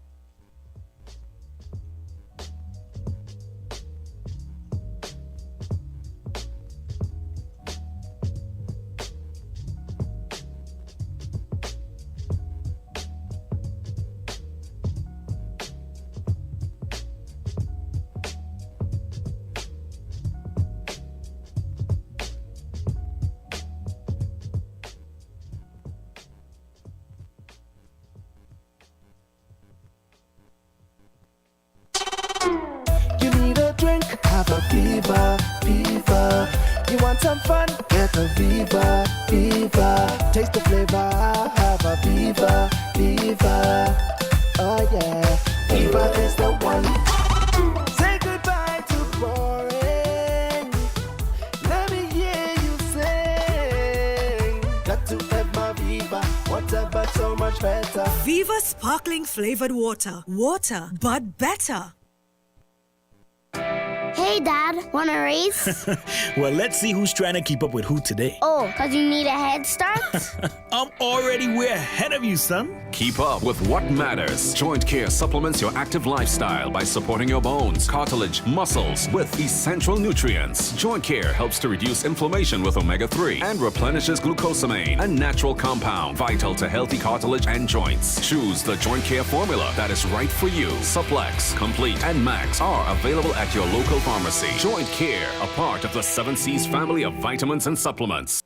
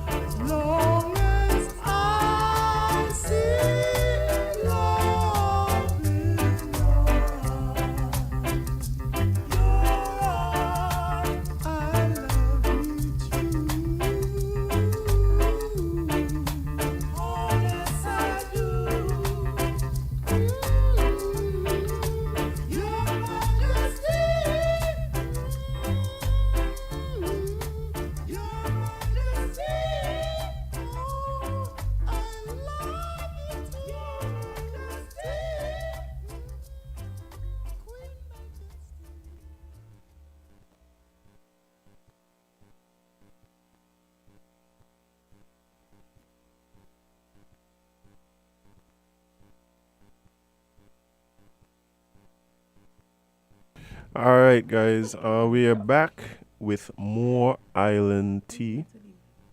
So, today we have in studio a very special guest. The man himself, Mr. Rasheed Eddy. Rasheed, good morning. How are you, sir? Man, I'm good, man. All right, nice.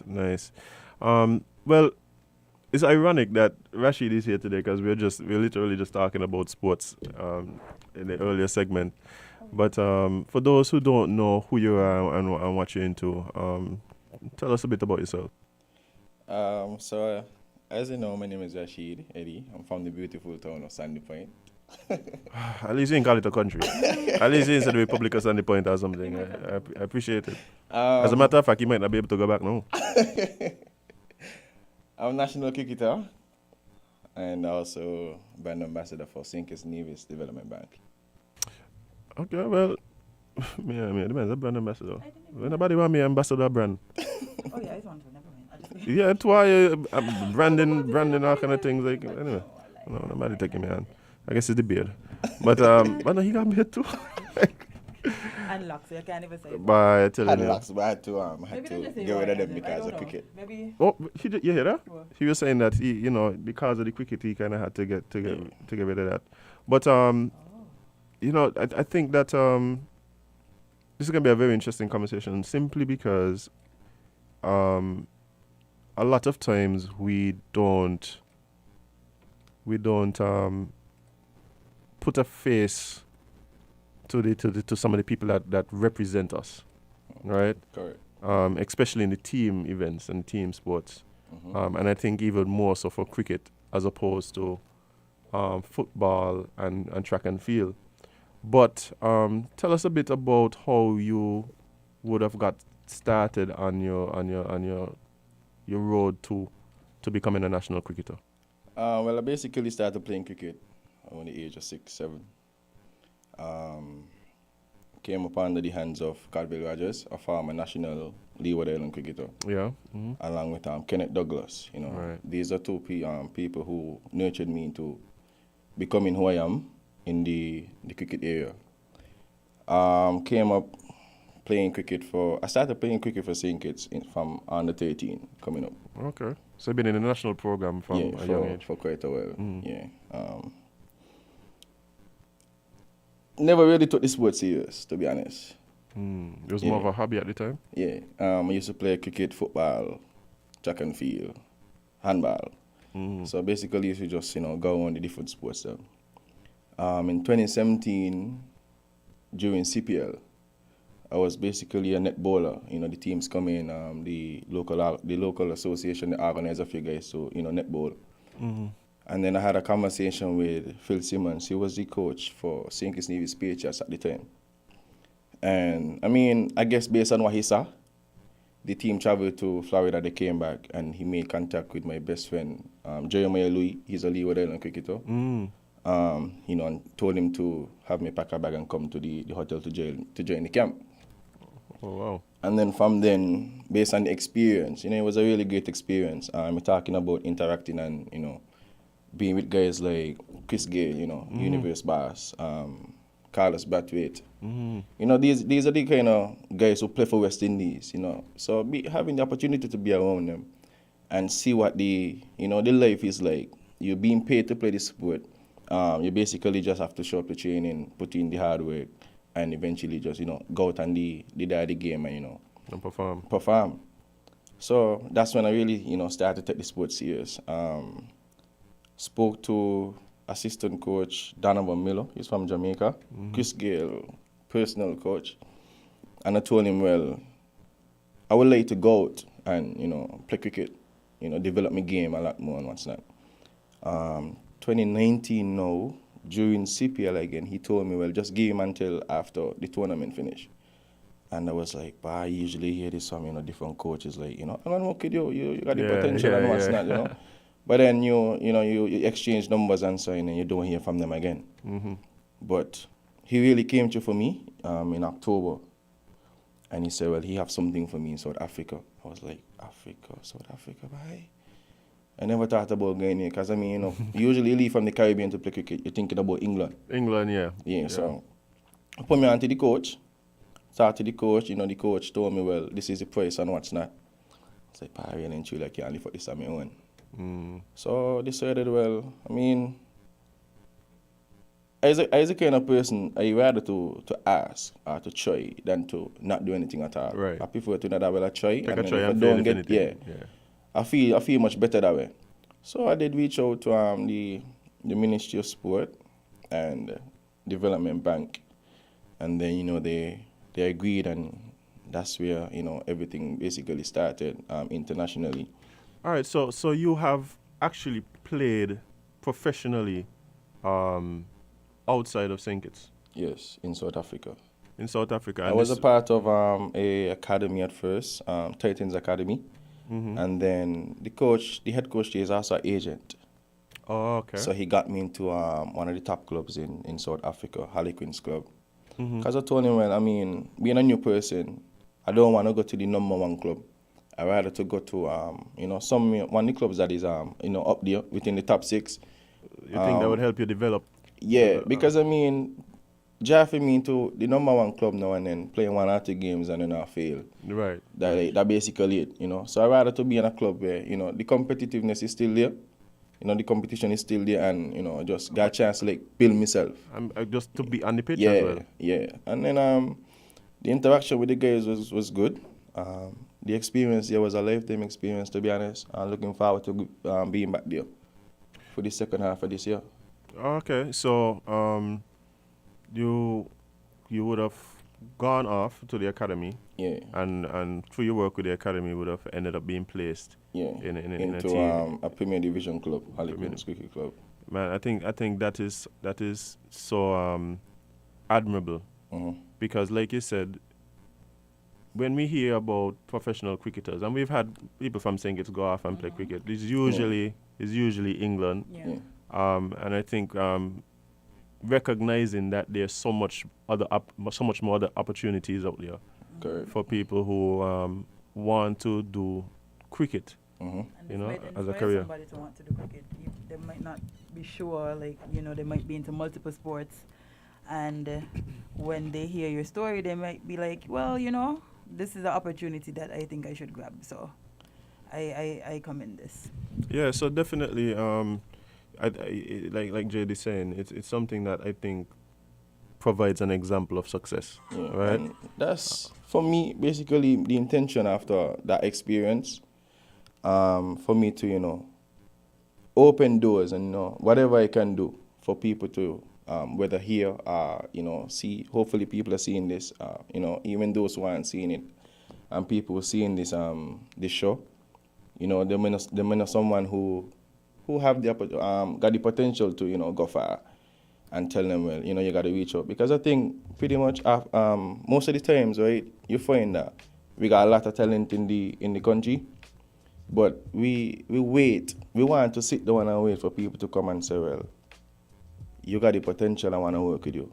But at the end of the day, for me, it was all about knowing where I wanted to go. Right. So because I know where I wanted to go, and I mean, like, you know, asking for help locally, and then, you know, ain't really the help that I really want to get me to the next level, you know, and me ain't getting it. So I decided to dig and search, and then, you know, everything just started to fall in line. Well, let's talk about that you mentioned, where it sometimes feel as though there's not enough support or opportunity for local cricketers to make that step.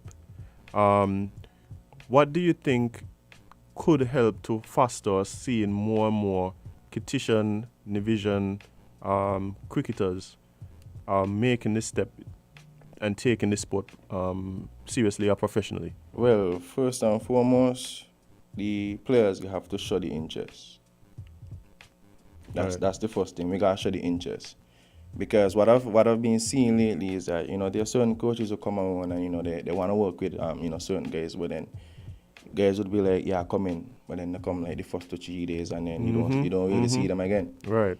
And another thing that I'm seeing is that the coaches them got more interest than with the players. But then we still want to argue when when the coaches work out well. You're wasting my time. There's certain things that I could be doing, investing my time into something else.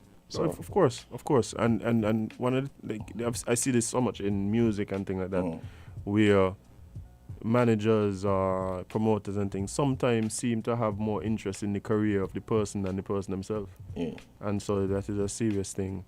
So definitely the interest and the commitment from the cricketers is a huge factor. Yeah. How about structurally and like is there things that we could do to see more? There's a lot of things that I think could be done based on the experience in South Africa. There's a lot of things that I think could be done to improve the sporting areas in general. In terms of cricket, the theory part need to be implemented in the schools.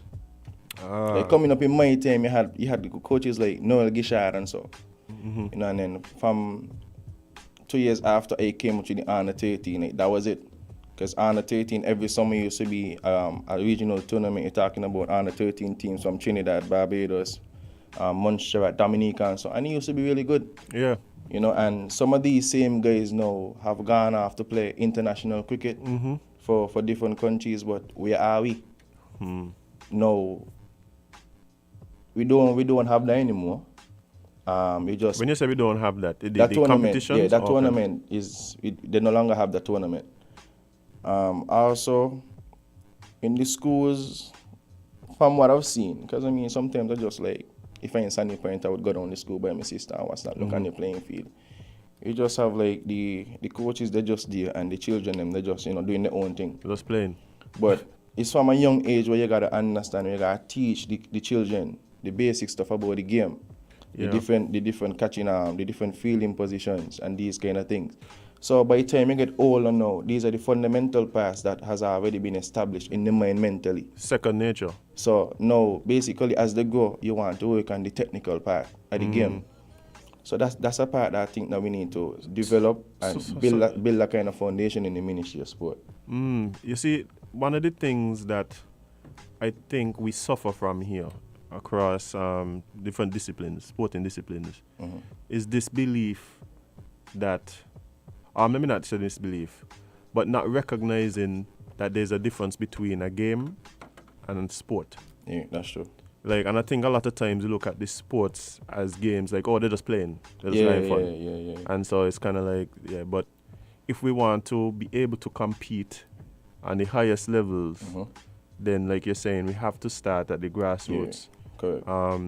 And the sad part about it is we are seeing some of these established things disappear. I mean, even in football, I used to play national as well when I was younger, and you had competitions like the Keatley Shepherd tournament in Antigua. That don't happen no more. And not only that, when I started doing, I did some coaching courses and stuff like that. And because I was involved in the sporting thing for a while. And then the thing is, you start learning about, like you're saying, the fundamentals, the techniques, these different things. Yeah. And you think to yourself, well, we didn't learn. We're only learning this now, right? Correct. We are the people that we are competing against. They're so advanced. They're so far advanced, and these teaching techniques and things like that. And it makes it difficult for us to compete, even though this is why I find interesting. Without some of this, we are still very competitive. Yeah. So it tells me that we have extreme levels of talent. Correct. Here. I mean, I've seen that over the years in the senior level. Like St Kitts go off to play in the Leeward Island tournament. National chain, they will call this like a month and a half before the tournament. And we go out and we dominate the tournament. Against teams that might have players who play professionally and stuff as well, I'm sure. Yeah. I mean, we have a good amount of national players who play for Leeward Islands. Like lately, who have been performing really well. Sheena Berridge. Right. Year before the last tournament, he would have gotten the most wickets in the West Indies tournament for Leeward Islands. for years before that, Jeremiah Louis picked up the most wickets as well. Yeah. So, what's the guy? What's IB5 real name? By Akeem Sanders. Akeem Sanders, yeah. He's another one, but me know. The man he just talented. Yeah, he's a lot of talent. Man. And what's the one from Nevis that made the... For play just this year? Yeah. Kevon Archibald. Yes. Colin Archibald, yeah. Because watch it, a lot of artists just play cricket too, you know, Yeah. I think about it. Smartly. Can he's a singer too, you know. Yeah. Well, if cricket fails, you have a backup. But you said something earlier, and I was wondering about it because I feel like these is things that should be funded by maybe not the government, but some institution. Because if we want our players to reach a certain height, if we are so proud of them for making the Patriots team and these other teams, like we need to help them. So it made me feel aware that you had to ask for help from Development Bank when we have a ministry of I mean, the ministry came on board as well. The ministry came on board as well. Mm-hmm. But it was basically me just trying to make sure that, just making sure that everything is covered. Yeah. I wonder if there's a fund in place for other people who want to further their cricket. Well, at the end of the day, I mean, you never know unless you try. Yeah. So it's up to them now to, go out and ask, explain, well, this is what I want to do, right, and what's not. The cricket academy still exists, right? Yeah. Okay. But one of the things that you mentioned, and this is something that I see in some of the other countries, is the direct link between the academies and agents. Either there's agents that are directly attached to the academy, or the academy knows how to put agents in the same space. Well, with I mean, the good cricketers to be able to help. From what I know, the coach in South Africa, he's an agent. He's a full-time agent as well. But at the end of the day, it boils down to who you know. And that is why it is important now for we as players, when teams come in, we try to interact as much as we could. We try to learn as much as we could. Because at the end of the day, you never know what could happen. For instance, using me as an example, I interacted, I built a connection, and then, everything just started to explode. And even at that point, like you mentioned, you weren't necessarily thinking of this part. Exactly. Right. But it seems as though what would have happened is you got an opportunity, and I made the best of it. You made the best of the opportunity. And another thing that I want to touch as well is that in sports, I don't think we stress on the nutrition part of it. We taking care of your body. Yeah, it's important, man. It is. And so I can't just eat. No. I can't just eat a for whole me, piece right? of cake and then play the game. No, cake make us fat, and that's why I'm trying to stay away from the cake right now. Boss, be careful what you say, Be careful what you say, man. No, don't get on the cake. Anyway, you must know what you're doing. Watch. I'm not going to say watch, but you are in a very watch, yeah. I'm trying to save you. Not like cake. I'm trying to save you. Remember, this show only going till 10 o'clock. You gotta go back to your life. Yeah, I don't know how you don't like cake. But I mean, back to. She does be sneaking out the cupcakes. That's in the off season. In your hat bag. I sweat it. But I mean, look here, we have a comment. I'm not going to tell who the comment is from, but it's Burr in capitals with question marks. I tried to save him, So I tried to save him. You might have to do some damage control after the show. No man, he good. Yeah, But Rasheed sweating. I try to save the man. But Rasheed, tell us a bit more about how serious your nutrition, your diet is to the success in what you're doing. At the end of the day, what you put into your body is what you're gonna get out. You wanna eat a lot of KFC and the junk food, and so you can't go out and expect to have the best performance in a game. For me, before I left for South Africa, I was eating KFC almost every day. I was training hard. I was looking at my stomach, and so I was losing my belly fat. Right. Even though you're training hard. Even though I'm training hard. When I reach now, I lost 15 pounds in the first week of training. Wow. And that's just because, putting different... But, I mean, not coming with that now, not necessarily because of the eating, but because of the different type of training. Oh, okay. Like, when I got there and the training was really tough, but because I know, well, this is what I really want now, and I've been asking for it. I can't run from it. No, you gotta do it. Like I telling you, rocking up for training at 5 in the morning. When we got summer, they got winter. So when I reached down now, it was heading into the winter. So you're talking about -1 again, so. And I got to go to training for 5 o'clock in the morning. One thing I don't respect. Gym, you're talking about gym from 5 to 6. You get 2 hours to recover. And then from 8 go down to like 11:30, intense, like real intense work. And then when I think now, well, it done now, we cool on run now is a 6 to 8 Kevon. That is for cool down. That's the cool down. Yeah. After the workout. After you done train from 8 to like 11:30. I am so glad that the Lord knows that would not be my ministry, so He made me awkward. And then we start. We start to get like the nutrition, classes and so. And I was like, okay, cool. I'm gonna try on the KFC. Sad to say, right? Sad to say, but the KFC, it's better than home. The KFC better than home, so I was eating the KFC every day. I wanted you to leave the studio and be safe. I can't guarantee you protection after this, my boy. But that man, you know what man does say? What? South Africa KFC better than St Kitts one. That's just going off the radio. What time it is? Interview. I can't believe you just said that, Yeah, but I couldn't believe it neither. So you want to take a trip? The man doubling down on this nonsense on live radio. I'm trying to save him. So Rasheed was saying about nutrition in the classes and so on? So yeah, we started to give nutrition and so on. I cut off all the junk food. Right. My body started to feel better.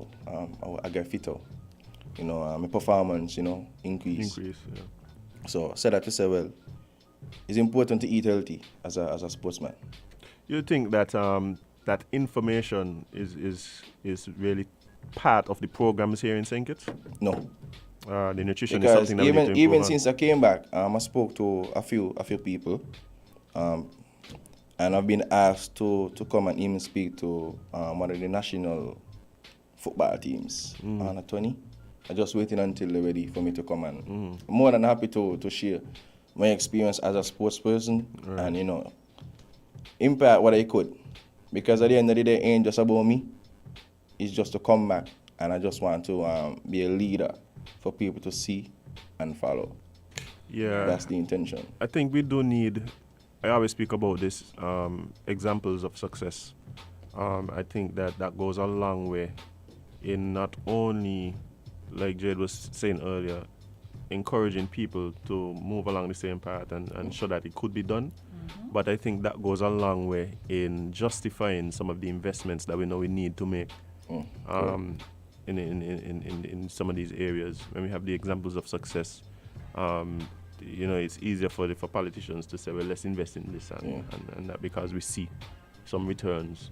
Or maybe they want to be associated with some of the things that have been happening. But that is so interesting that because when you think about it, it feels like such a hey, how we in doing this? But I know for a fact that nutrition is one of the things that we need to improve upon. Important. In St Kitts and Nevis especially. Well, I couldn't only talk for here because only here, but yeah, I feel like we don't put enough pressure on trying to at least be healthy, because like eating fast food is cool, like we like it tastes good. I mean, nothing is wrong with a cheat there. Moderation, everything in moderation. Yeah, but we have to take care of our bodies, because it's the only body we have. Yeah. It's the only one we're going to get unless you buy a new one, which especially if you intend to use your body to feed your family. Yeah. And to pay your bills, you have to take care of it. Sports and all these activities I'm involved in music and mixing and thing, right? I know you didn't say it on the stage. Yeah. But one of the things though is like because I mix and use my ears, there's things that I do that people wouldn't do because I feel I need to protect my ears. So there's places I wouldn't go because it's just too loud. Yeah. I always have earplugs in my vehicle. Like normal people might not have earplugs in the vehicle, but I have to protect my ears because that's how I intend to continue to pay my bills. And even if you have to do that. And even if you're not in a sporting career, like people who do things that involve strenuous activity, for instance, if you're a promoter, you have to be running back and forth. You can't do that while you are unhealthy. It takes such a strain on your mentals and your body physically, because by the time 12 o'clock come, you're so tired you can't even run across the field to tell somebody like this needs fixing, or to tell Azem, you know, the axe here, because you just can't do it because you're not physically able to do it. So yes, we really need to take care of our bodies. We need to put more emphasis on health and eating right and some exercise. Like I know, like me, I hate to exercise. A lot of people hate to exercise, but like when I say hate to exercise, like I think the problem is that we want the good, but we don't want to put in the work. We want to put in the work to get it good. Yeah. Well, you know, time running out on us. But you know, if there's somebody out there listening who is considering a career in cricket, who wants to make that next step, or you know, parents who see talent in their kids, what would you say are some of the main points that they need to focus on to help make that a reality? Well, in terms of when you mention about parents, I think parents like to stress on, especially those who in school, the children in school. They like to stress on, if you're doing good in the schoolwork, you can't play cricket. Oh yeah. I mean, I think parents need to ease off on that for a bit. Yeah, direct, big time. They need to ease up, because when you stress a child on one thing, they can't function on the next. And I don't think people in general could deal with pressure.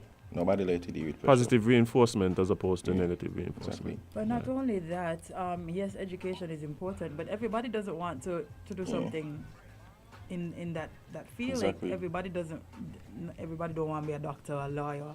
You know, some people just want to play sports, and that's probably why they're trying to pay more attention to that than their books. Like, not saying you shouldn't pay attention to your books, but I feel like we as parents, we need to nurture these gifts that our children have, or the talent that we may see in our children if we just pay attention. Because they literally tell you like, I want to play cricket, I want this for cricket or football or whatever. They literally show the interest in the sport. So when you tell them, if you're not doing this in your book, or you're not paying attention in school in the way that I feel like you should, like maybe they just don't have that interest. Or perhaps they just need a little assistance. Another thing as well, I mean, parents need to invest time and support into the children as well. Oftentimes you find, parents, they just want to find something as a getaway for the child to be away from them. But it should be a part of the child's life more, especially from a young age coming up. Because at the end of the day, if the child, depart from the sport because of the lack of support, especially in the home, they start to look outward for it, and then, things just start to go left. And then who are we to blame? Right. Definitely, support all around is something that I've been hearing from you consistently throughout this interview. Support from the corporate community, support from the Ministry of Sports and the government, but also even within the homes, being able to really support, because we do recognize that we do have abundance of talent here, and you being one of the examples of success, somebody who would have been able to go out and succeed on an international stage. Kudos to you, and really want to wish you more success. Thanks, man. And really look forward to hearing even more about your career as you move forward. Yeah. But Jade? Why everybody laughing? Why? Is that time of day? Yeah. Time of day. You know. Actually, I going home to pass out here because I go home. I can't function no more. I need to go home too. Actually, I so tired, right? This week is a why? It's a busy week. Yeah, bye. Yeah, you don't have no time to go home to sleep because you have to make sure we party on Monday. Monday. I'm so looking forward to this event. Actually, I so looking forward to my bed. Like if you've been in your but bed. that's what I'm telling you. Like, so Diane, telling you something.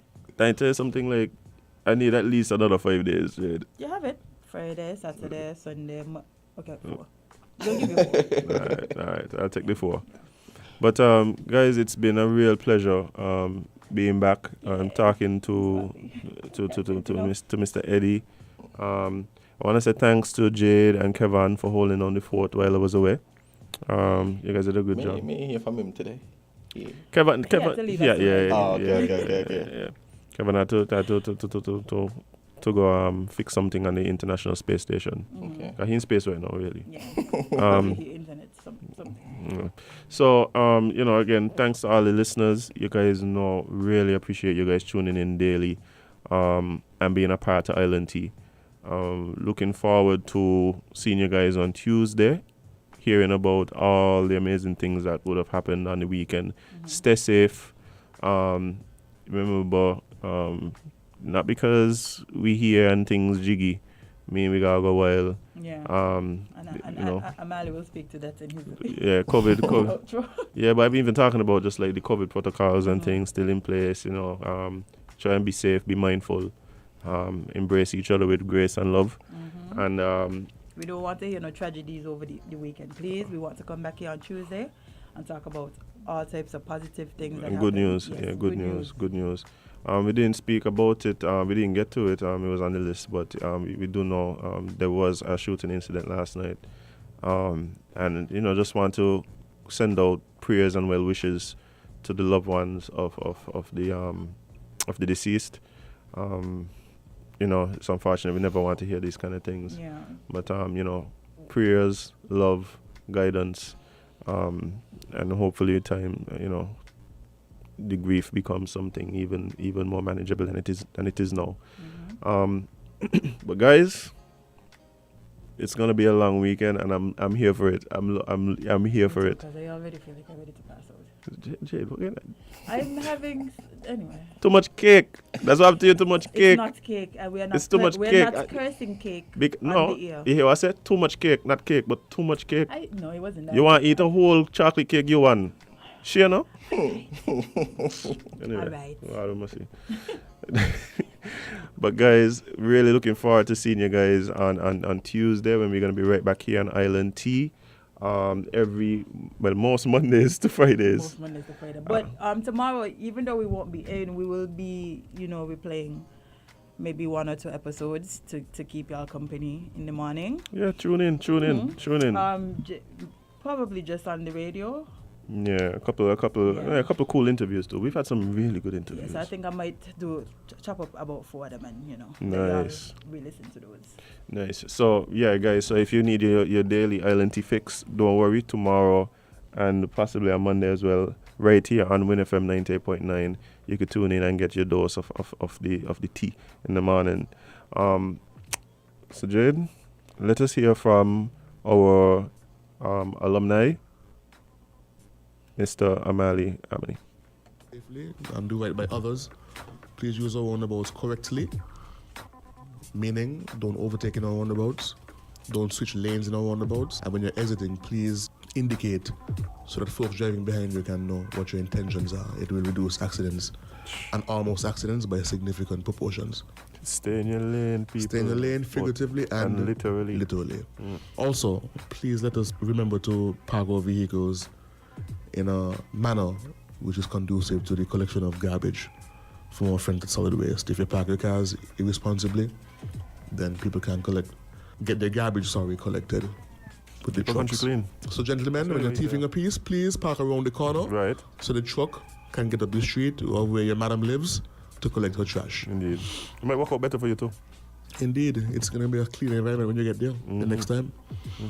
Also, let us please, put pressure on our lawmakers and our policymakers and our policy designers and wheelers and dealers in Parliament to take a look at our outdated laws, all of them, the traffic laws, the sexual assault laws, the everything as it relates to, so that they can relate to current day life and current day society here in St Kitts and Nevis. Update them so it's a reflection of what's actually happening and not what used to happen in the 1960s. And with that, I will turn it over to our Master of Ceremonies, His Excellency Honorable Kevon Hanley. Kevon Hanley, also known as the Duke of Frigate Bay, also known as Fetvan, also known as Prosecco Papi, who is not here right now, but however, Ellsworth sent his message. Ellsworth Obadiah, yes, I forgot. Master of Ceremonies, Sir Hanley, sent his greeting. So,